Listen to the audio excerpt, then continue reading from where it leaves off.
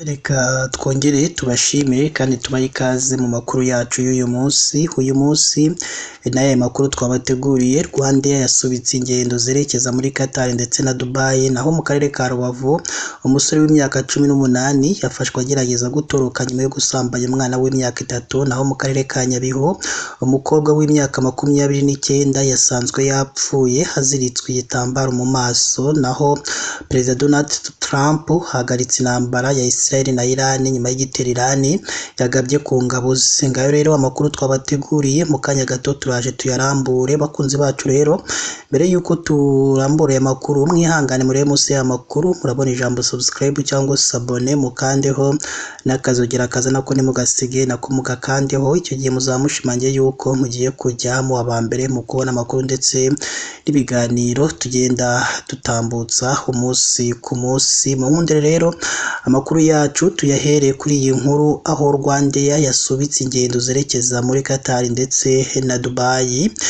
Sosiyete nyarwanda ikora ubwikorezi bwo mu kirere Rwandair yatangaje ko yasubitse ingendo ziva n'izijya i Doha muri Qatar zari ziteganyijwe ku 23 na 24 Kamena 2025 bitewe n'uko icyo gihugu cyafunze ikirere cyacyo. Mu itangazo Rwandair yashyize hanze kuri uyu wa 23 Kamena 2025 yatangaje ko yanahagaritse by'agateganyo indege ziva n'izijya Dubai bitewe n'uko ibintu bikomeje kumera n'umutekano w'abakiriya n'abakozi bacu. Yakomeje igira iti, tuzatanga andi makuru niharamuka habaye impinduka kuko ibintu byifashe.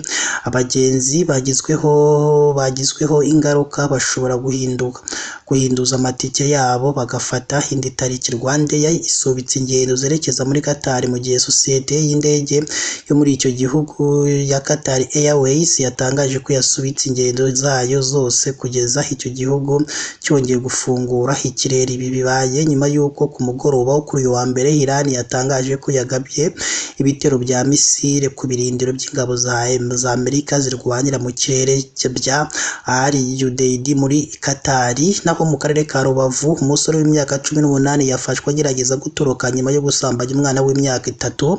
Umusore w'imyaka 18 wo mu karere ka Rubavu yafunzwe akekwaho gusambanya umwana w'imyaka 3 nyuma agashaka gutoroka ubwo yamenyaga amakuru ko arimo gushakishwa. Ibi byabereye mu murenge wa Mudende mu kagari ka Micinyiro ho mu mudugudu wa Tetero mu gitondo cyo kuri uyu wa mbere tariki 23 Kamena 2025.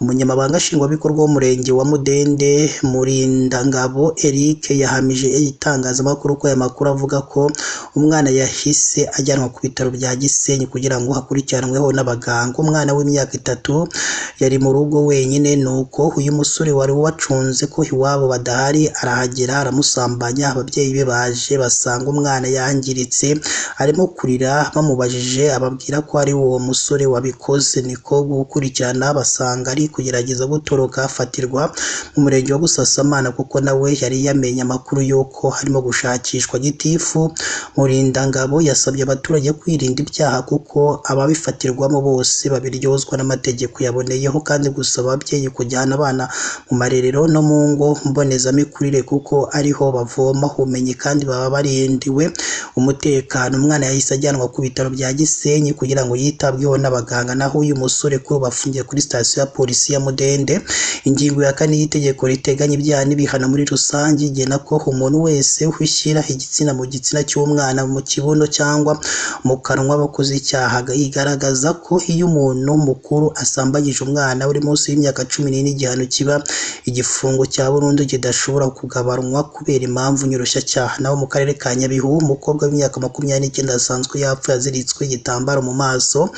Nyirazaninka Olive w'imyaka 29 wo mu karere ka Nyabihu yasanzwe mu isantere yahitwa muri Rusisiro rwa Cyenda yapfuye aziritse igitambaro mu maso. Ibi byabereye mu murenge wa Bigogwe mu kagari ka Basumba wo mu mudugudu wa Ngando mu ijoro gishyira kuri uyu wa mbere tariki 23 Kamena 2025. Amakuru agera mu itangazamakuru kandi avuga ko uyu Nyirazaninka yakomokaga mu mudugudu wa Kageri kagari ka Bukinanyana ho mu murenge wa Jenda, ndetse abarinzi b'iyi santere aribo basanze yishwe haziritswe igitambaro mu maso. Nyirazaninka yageze muri iyi santere mu mpera za 2024 aje gucuruza akabari ariko akodesha n'indi nzu yo guturamo. Umunyamabanga nshingwabikorwa w'umurenge wa Bigogwe Sengimana Jean Claude yamirije itangazamakuru aya makuru mu magambo ye agira ati umurambo wabonwe mu masaha y'ijoro duhita duhamagara inzego zishinzwe umutekano, hari abafashwe bari gukorwaho iperereza. Gitifu Sengimana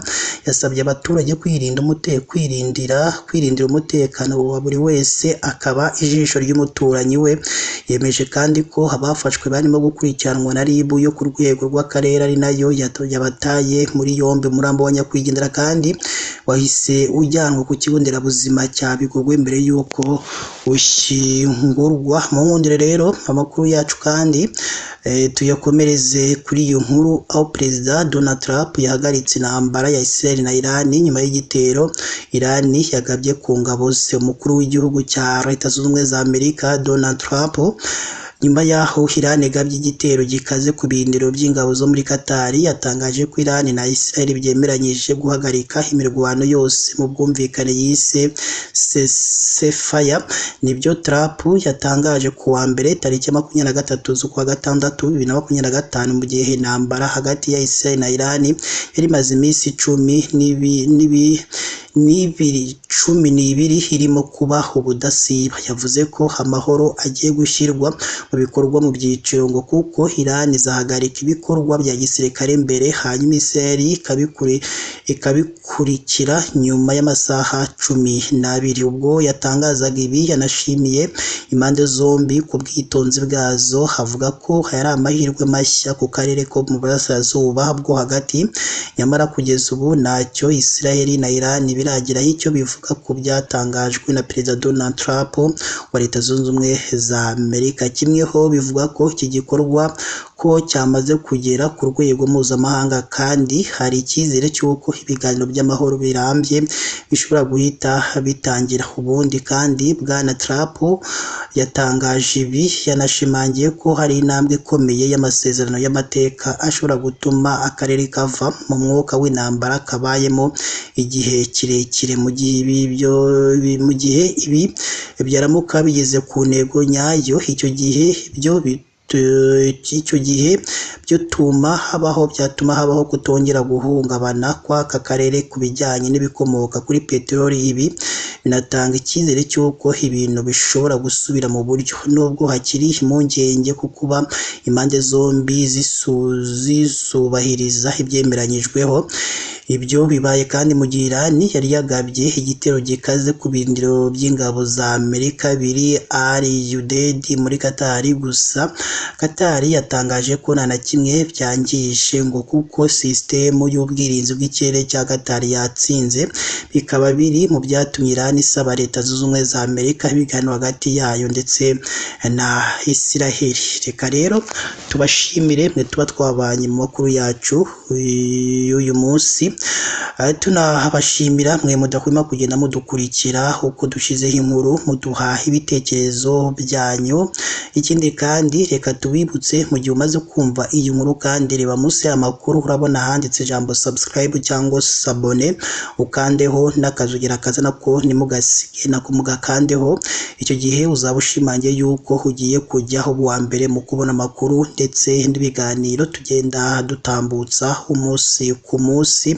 Kandi mujye mwibuka mufate n'inkuru yacu rwose muyisangiza abandi kugira ngo nyine bajye bumva aho ibyiza biri ko n'ahandi ko biri hano kuri Deep News TV. Reka rero tubashimire kandi mukomeze mugire ibihe byiza kandi Imana ikomeze ibane namwe.